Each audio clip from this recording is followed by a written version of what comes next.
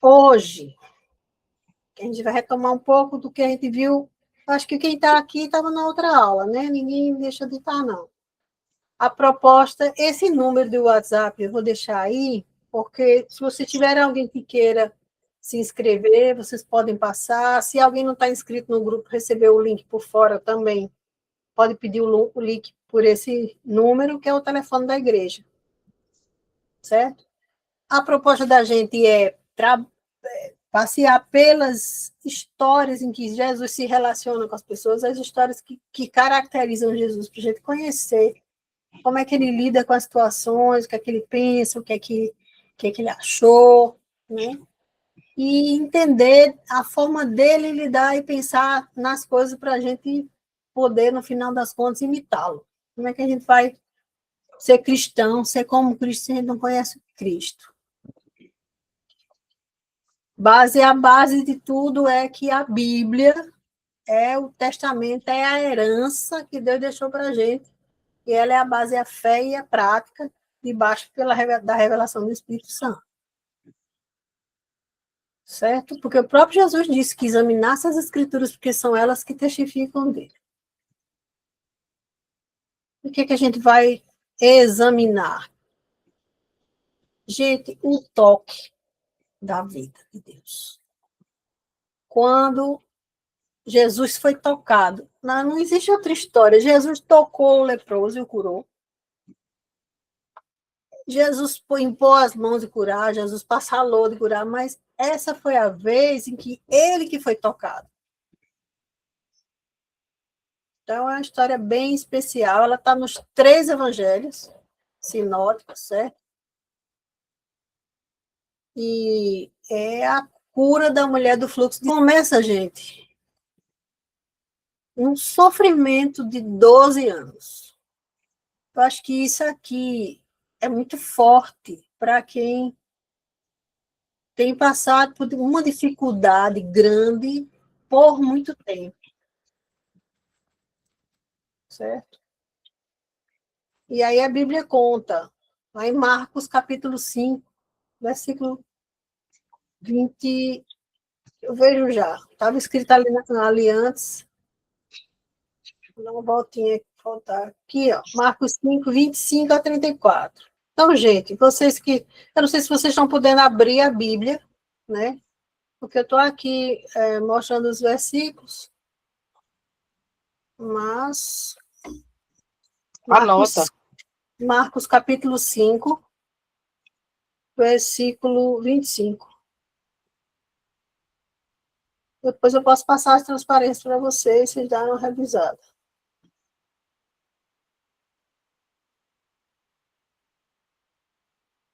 Certo?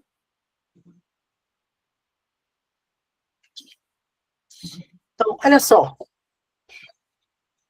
Qual é a situação? A gente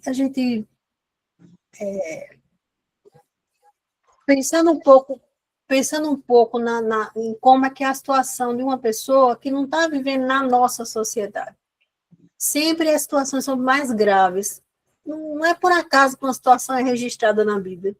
Como assim, o milagre de Deus trazer vinho, não era só para alegrar a festa, a situação era muito grave, as implicações eram muito graves, como a gente viu na aula passada.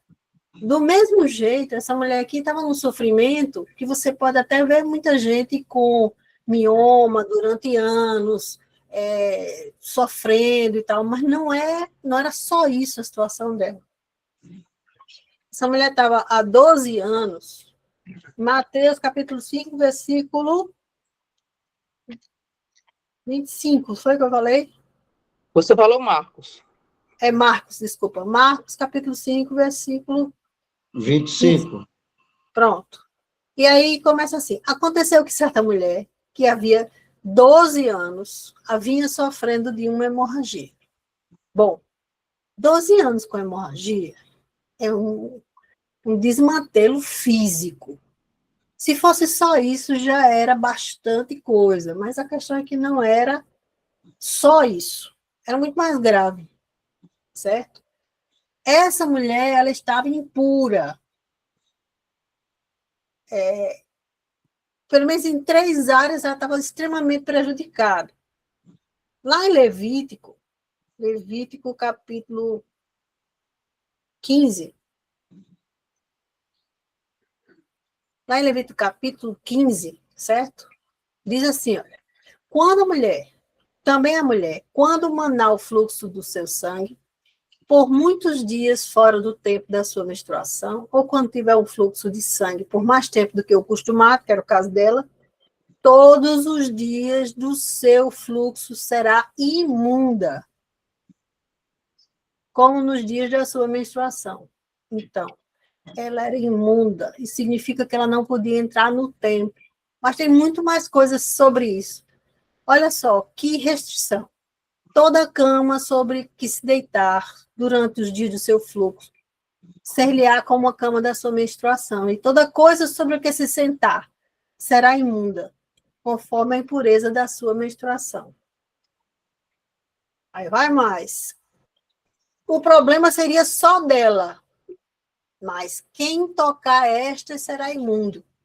Portanto, lavará suas vestes, banhar-se-á em água e será imundo até a tarde. Qual o problema de ser imundo, além de não poder ir no templo, certo? Quando, porém, lhe cessar o fluxo, então lhe contarão 7 dias e depois será limpa. Aí vem a despesa. Ao 8º dia tomará 2 rolas, 2 pombinhos e os trará ao sacerdote à porta da tenda da congregação. Então o sacerdote oferecerá um para oferta pelo pecado e o outro para o holocausto. O sacerdote fará por ela expiação do fluxo de sua impureza perante o Senhor. Tinha impureza do homem também, quando ele ejaculava. Então, a questão é que a mulher tinha isso há 12 anos. Como é que você convive numa casa que ninguém pode sentar onde você sentar? Você acha que alguém, nessa perspectiva, alguém ia querer se abraçar com sua mulher? O marido não podia tocar nela. Como é que ficavam as coisas? Agora, qual o sentido disso? É uma coisa tão forte, né? Qual o sentido? O que Deus queria com isso? Porque tudo Israel entendia no concreto. Então, a ideia da lei em Levítico é essa daqui. Sereis santos, separados, porque eu sou santo. Então, a noção de que tudo tinha que ser absolutamente puro, tudo tinha que ser separado para o Senhor, e nada humano era bom. É a grande ideia que a lei traz. Que o que é do homem, sem a presença de Deus, não vale nada. Então, tinha esse peso todinho. Você vê como andar na lei é pesado demais. Mas o que é que aí o Novo Testamento diz? O que é que Jesus veio trazer? Olha só. Paulo fala assim: por isso ninguém será justificado diante dele, de Deus, pelas obras da lei, pois pela lei veio o pleno conhecimento do pecado. Minha gente, o que é que essa mulher fez para estar sangrando? Nada. Mas mesmo sem fazer nada, ela estava impura. E nenhum homem faz nada para ejacular durante a noite e ficava impuro também. É só o fato do ser humano estar desligado de Deus, ele tem impureza. E aí Deus fazia expiação para ocultar essa pureza que veio desde a traição de Adão, né? Mas a situação dessa mulher era muito dolorosa, porque a família não podia se aproximar dela. A pessoa está dentro de casa, pensando se pode sentar, se não pode sentar, quem sentou, o menino vem, corre, senta no lugar que você sentou. Que agonia, né? Sofrimento. Se for 1 dia, 2 dias, 3 dias, já é ruim, imagine a vida toda. Na rua, ela não podia sentar em canto nenhum, não é? E nem podia ir ao templo também. Ela não podia. Ela como imunda, não podia entrar no templo. E pela regra rabínica, ela tinha que dizer que estava imunda. Você já imaginou isso? Imagina assim, uma pessoa com um mioma. Já tem a fraqueza, já tem a dor, já tem o sangramento, e ainda sai dizendo: olha, eu sou imunda, eu sou imunda. Gente, pelo amor de Deus, 12 anos dessa lavagem cerebral. Queridos, ela não sangrava só no corpo, não. Essa dor, ela já virou uma identidade. Você está vendo aqui que nem na história bíblica não se diz o nome dela? Diz a mulher que tinha o fluxo de sangue. Já tinha virado identidade dela. Já estava em todos os relacionamentos. E o pior, não era só um desgaste físico, não era só um desgaste emocional. Olha onde foi parar a sua ação. Marcos 25, 26 diz assim: tendo padecido muito à mão de vários médicos e tendo despendido tudo quanto possuía. Se ela despendeu tudo, é porque ela não tinha mais nada. Sem, contudo, melhorar. Pelo contrário, indo a pior. Essa mulher passou 12 anos sofrendo, lutando, até que gastou todos os recursos e não tem jeito humano. Aí o que acontece? Olha só, olha o geral dela. Segundo a lei, a identidade. Segundo a lei, ela era impura. Não podia entrar no templo. Segundo a sociedade, ela era rejeitada. Se alguém sentasse ou tocasse no que ela sentava, era considerada impuro, certo? Aí, segundo a medicina, incurável. Segundo a experiência dela, que ela vivia no dia a dia, ela era esquecida e era afastada de todos e por todos. Você já imaginou alguém viver assim? Alguém viver totalmente jogada num canto e sem ter expectativa de ajuda nenhuma? E mais, segundo o banco, ela era pobre, não tinha mais nada. Mas essa mulher, ela não perdeu a esperança. É isso que é importante. Ela, pelo contrário, ela transformou a situação dela em motivo para ter coragem. Ela não assumiu, não aceitou que o nome dela fosse impura ou imunda. Ela não se chamou de imunda. Ela não disse que ali era o limite. Isso foi muito forte. Porque o que acontece, gente, quando você passa muito tempo com um problema, ou numa situação, ou com uma doença, ou com uma dívida, ou com uma dificuldade no relacionamento, um casamento ruim, um trabalho ruim, o que acontece? A dor prolongada faz a gente diminuir. A gente começa a se ver como submissa àquilo, como resultado daquilo, como dominada por aquilo. Qualquer outra pessoa podia ter dito, bom, eu sou imunda mesmo. E ter ficado em casa, na imundice dela, até morrer de sangrar. Você pode estar em situação assim também. Há um casamento que está se arrastando, que está me machucando, um relacionamento com fulano, com ciclano, no trabalho, é uma situação de dívida, seja lá o que for. Então, ela passou 12 anos vivendo aquilo, mas ela não deixou que aquilo que ela vivia dissesse quem ela era. Isso foi o primeiro ponto para poder ela achar uma saída. Senão ela tinha desistido até de Jesus. Não deixe que a dor prolongada lhe diminua. Amém? Amém. E muito menos, e aí que está, ela era obrigada pelos rabinos a dizer imunda, imunda, imunda, quando ela fosse para um lugar. Mas ela não aceitou esse para ser o nome dela. Isso vai ia depender dela. Dizer é uma coisa. Agir como sendo e permanentemente é com a gente. E aí, gente, vem o toque de vida, que é a coisa mais linda dessa história. Preste atenção. Marcos 5, 27. Tendo ouvido a fama de Jesus, ela ouviu o que Jesus era, o que ele fazia. Vindo por trás dele e por entre a multidão, opa! Foi tocar em todo mundo que não queria tocar nela. tocou-lhe a veste. Mas em Lucas diz, tocou a orla do seu manto. Aí vamos mais para frente aqui. Primeiro, aqui tem duas coisas. Primeiro, ela foi entre a multidão. Gente, ela correu um risco fora do normal. O pessoal daquela época não é polido como hoje. Com licença, por favor, muito obrigado.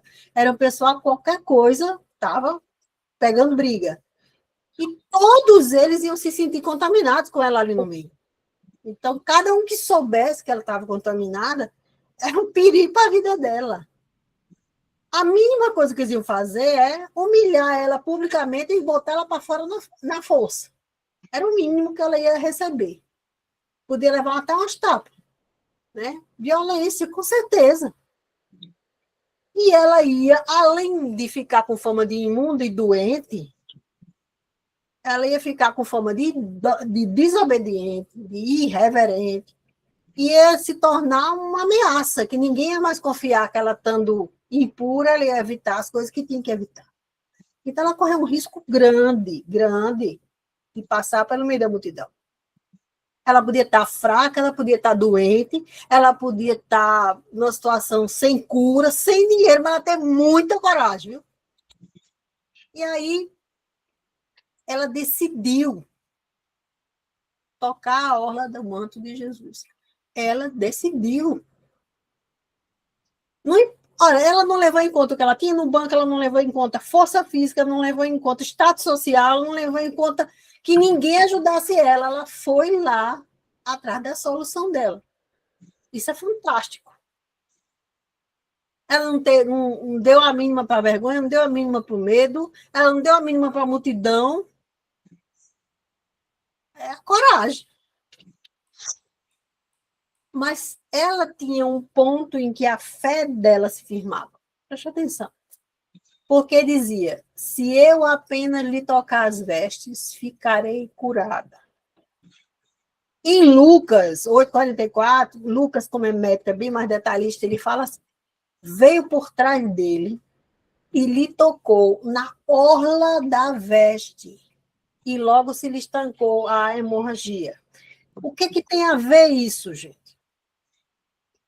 Tem a ver que na ponta da orla da veste de um judeu tem uma franja azul chamada tzitzit. Ela simboliza que aquela pessoa é consagrada ao Senhor, que aquela pessoa é santa. Ela não estava tocando num homem, ela não estava pedindo ajuda a uma pessoa inteligente, uma pessoa capacitada, um médico famoso, não. Ela estava tocando no Messias, ela está tocando no Filho de Deus, naquele que tem um poder de vida, de morte, de fazer nascer, de fazer criar, de fazer olho para cego, perna para manco. Ela estava tocando em Deus, ela não estava tocando em qualquer pessoa, não. Por isso que ela tocou na orla da veste. Não foi em qualquer lugar, nem por qualquer motivo. Ela estava tocando no Messias. Ela estava buscando o Santo de Israel. Então, gente, vale a pena sair do esconderijo e ousar crer, mesmo que as coisas já estejam há muito tempo enganchadas. Mesmo que tenha sido difícil por muito tempo. O tempo não determina a eternidade, só quem determina a eternidade é o Pai da eternidade. Mas aí a gente tem que pensar, e o meu toque, qual é? Como é que eu toco hoje?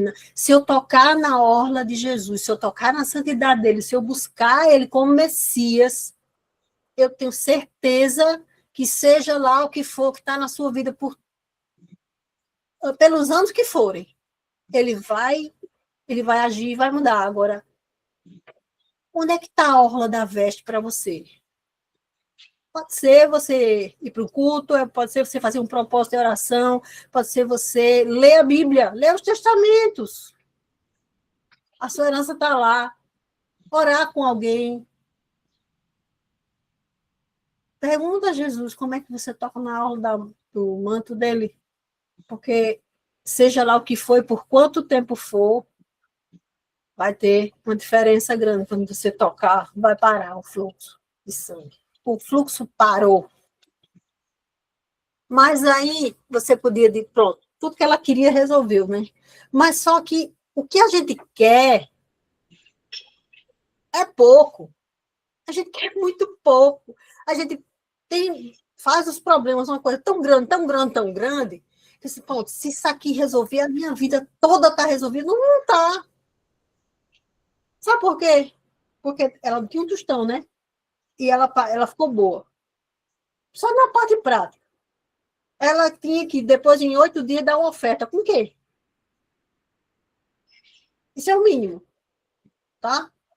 E depois, como é que ela vai retomar a vida dela? Será que ela tem marido? O que será que ela vai fazer da vida dela?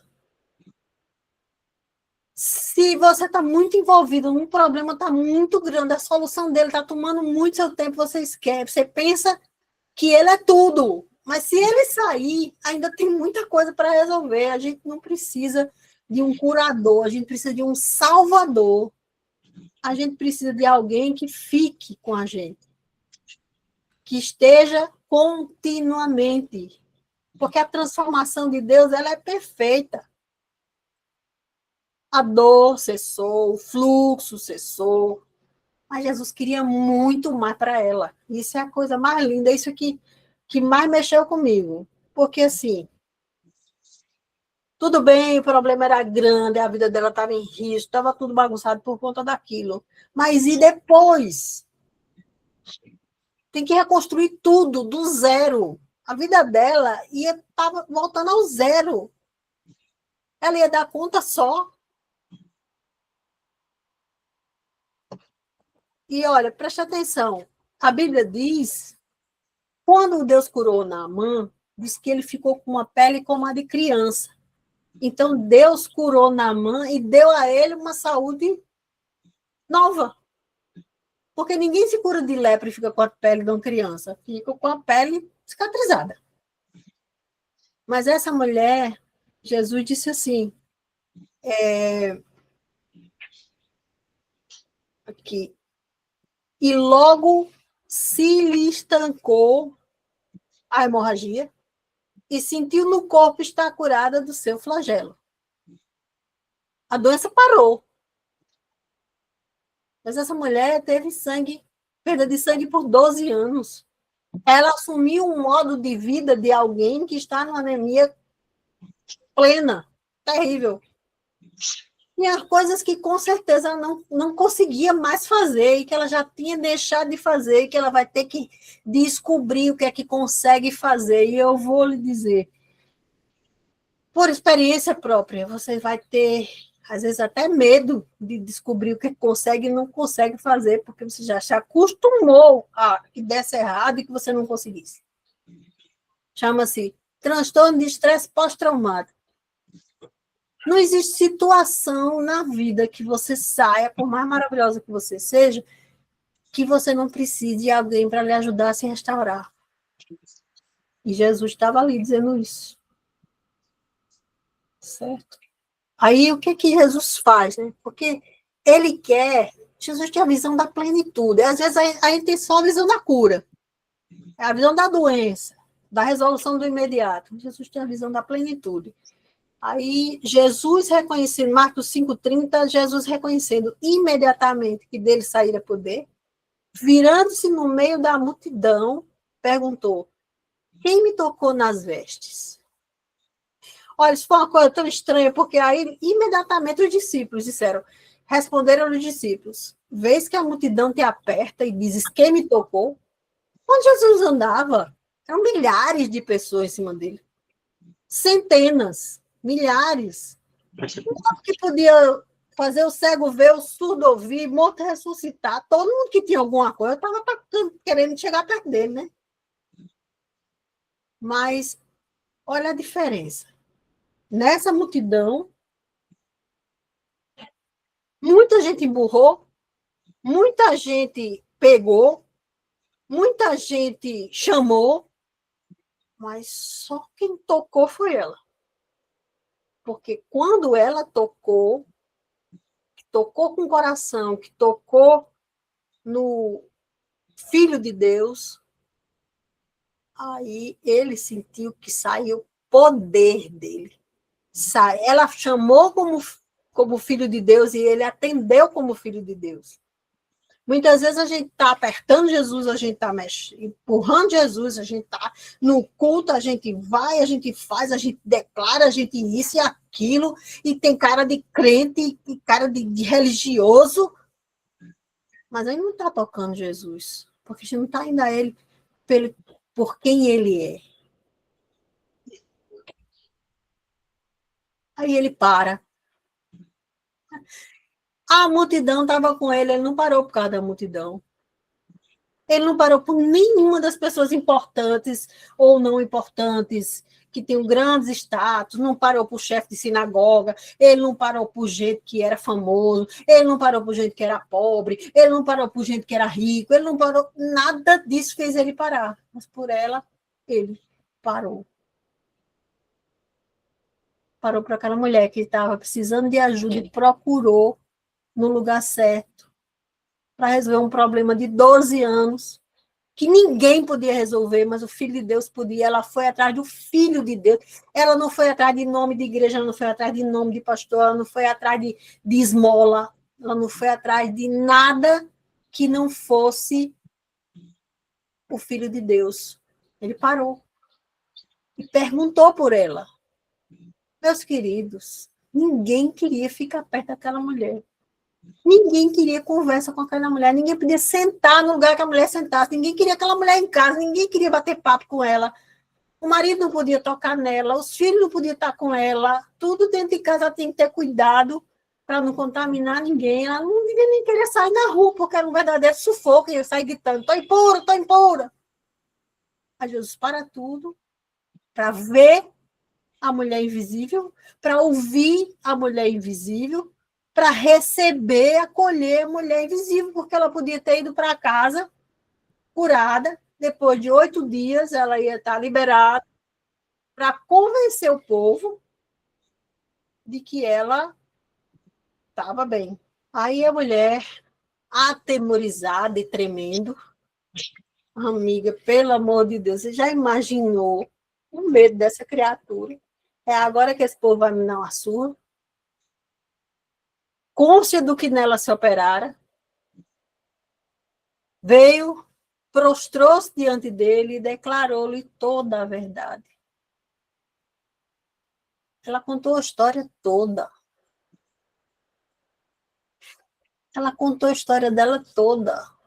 Há quanto tempo ninguém escutava essa mulher? Me diga aí, você, quando está com uma situação muito difícil, você sai contando para todo mundo o que você está passando? Ninguém aguenta, minha gente. Sabe por quê? Porque você vai ouvir crítica, você vai ter gente que vai achar bom e vai rir na sua cara. Ninguém expõe uma fraqueza dessa, de uma vida destruída por 12 anos. E Jesus parou para escutar, parou para acolher, parou para restaurar a dignidade daquela mulher. Isso é só Jesus para fazer isso. E ele estava praticamente dizendo, olha, eu estou aceitando a fé dela, é suficiente. Ninguém mexa com ela, não. Quem está garantindo sou eu. Eu que sou o Senhor, eu estou dizendo que essa mulher está restaurada. Ela vai ganhar um nome agora. Ela não é mais a imunda. Ela vai ser Maria, ela vai ser Joana, vai ser Ana, vai ser Raquel, Rebeca, Ruth, qualquer nome, menos imunda. Jesus deu a dignidade para aquela mulher de novo. Isso é fantástico, gente. Mas aí, olha, isso aqui é muito lindo. O único lugar na Bíblia em que Jesus chama alguém de filha. Aquela mulher que ninguém queria nem olhar para a cara dela, não queria perto. O leproso que veio ser curado, ele disse, vai em paz, salvo. Olha o que ele disse para essa mulher. É a única pessoa no Novo Testamento que ele chama de filha. Porque ela nem isso podia ser mais, gente. Ela não podia chegar perto de pai, não podia chegar perto de marido, ela não podia chegar perto de ninguém que amasse. Imagine a tristeza da própria família. Um povo que é tribal, que é um grudado no outro. Filha, a tua fé te salvou. Em vez de imunda, filha. Isso é lindo demais.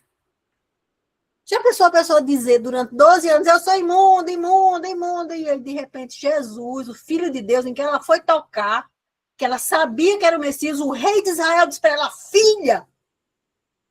É fantástico isso, gente. E mais, quando o evangelista diz assim, ela sentiu em seu corpo, está curada do seu mal, ele usa a palavra sozo. Aliás, é tecnolai, que é, você ouviu a cura do mal físico, né? Parou o sangramento, o corpo ficou bem. Mas quando Jesus diz assim, filha, a tua fé te salvou, é sozo. Sozo é a palavra mais completa que existe para integridade da vida de uma pessoa espiritual e corpo. Sozo significa cura. Cura espiritual, cura física. Sozo significa liberdade de todo o poder do mal. Sozo significa segurança na presença de Deus, paz, shalom de Deus. Significa prosperidade, toda a provisão de Deus, e significa santidade, separação para o Senhor. Você entendeu o tamanho do que Jesus queria entregar para aquela mulher que só veio buscar uma cura que ninguém podia dar para ela, mas ela veio buscar em Cristo como o Messias de Israel.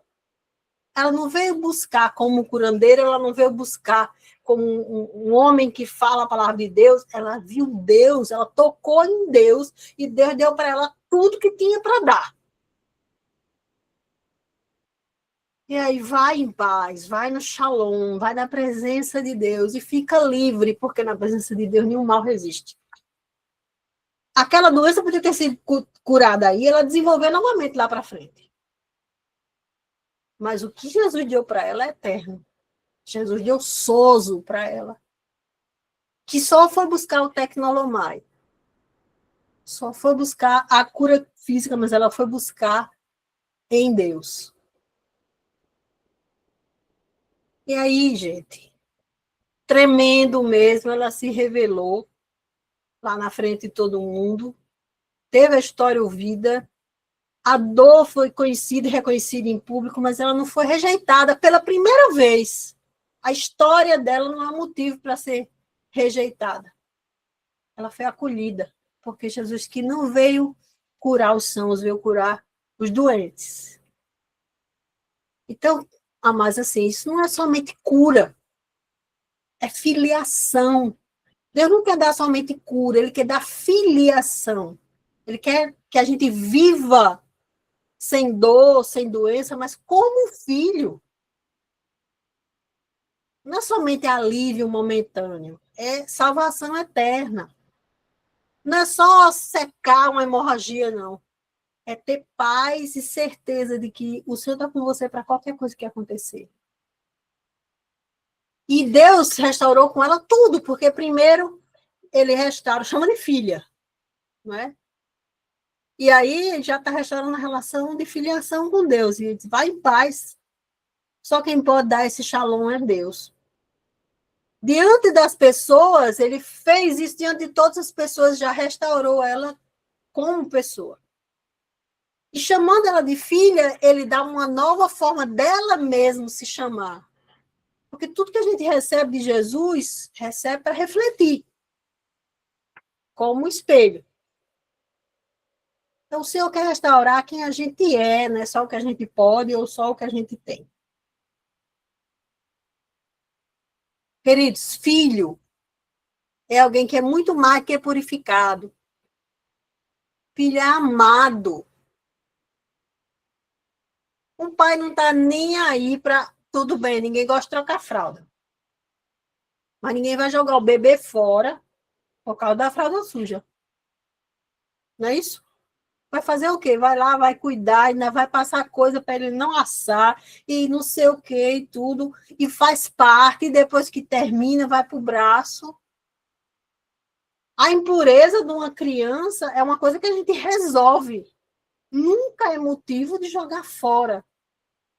Então, Jesus está ensinando isso aí para a gente. Queridos, vocês estão precisando de muitas coisas, mas a coisa principal é ser filho. Quando eu chamar você de filho, você entender que é filha, aí muda tudo. Filho tem intimidade. E aí, quando você começa a se ver no espelho de Jesus, quando você toca em Jesus e ele chama você de filha, a rejeição, a doença, tudo perde força. Ele é muito maior que isso. A sua identidade é restaurada. E onde o amor de Deus começa a morar, vidas completas são restauradas. Aí eu podia dizer 4 coisas sobre o amor de Jesus. Pelo menos 4 coisas para você levar para a sua vida, para a sua casa, para o seu relacionamento com ele. Primeiro, é um amor extremamente atencioso. Por quê? Porque ele recebeu aquele toque no meio de uma multidão. Ele sabia as formas diferentes em que as pessoas estavam chegando até ele. E ele reconheceu aquele coração que queria Deus, que queria aquele vínculo com o Eterno. A segunda coisa aqui é a ternura dele. Porque ele chamou aquela mulher de filha, enquanto ela mesma se chamava de imunda.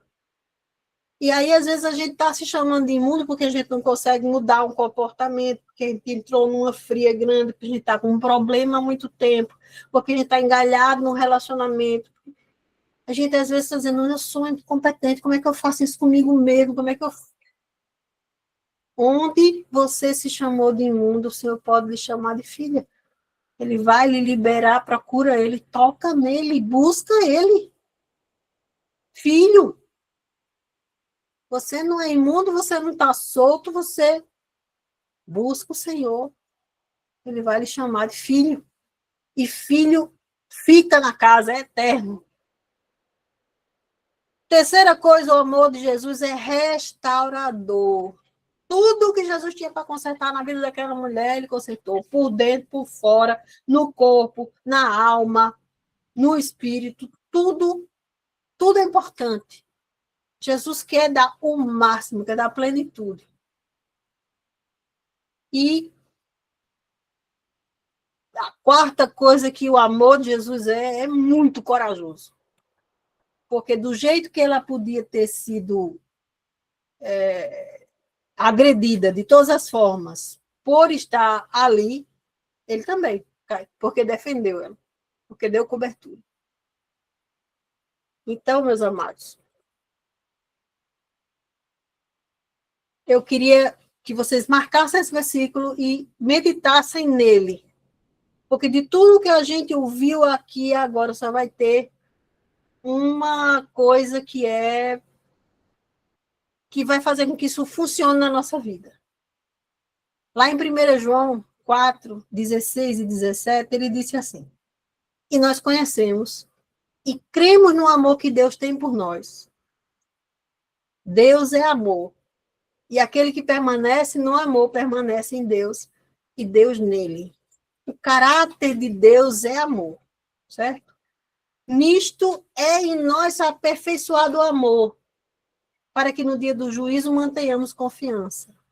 Agora, lê essa frase comigo aqui. Eu vou dizer e você vai repetir, certo? Pois. Bora, quero ver vocês. Pois. Foi. Segundo ele é. Segundo ele é. Também nós somos nesse mundo. Também nós somos neste mundo. Olha, do jeito que Jesus é, nós somos. Amém. É forte! Amém. É muito forte isso. Tudo isso, se ele é atencioso, nós também podemos ser. Se ele é eterno, nós também podemos ser. Se ele é corajoso, nós também podemos ser. Teofilar, se ele é restaurador, nós estamos aqui para ser.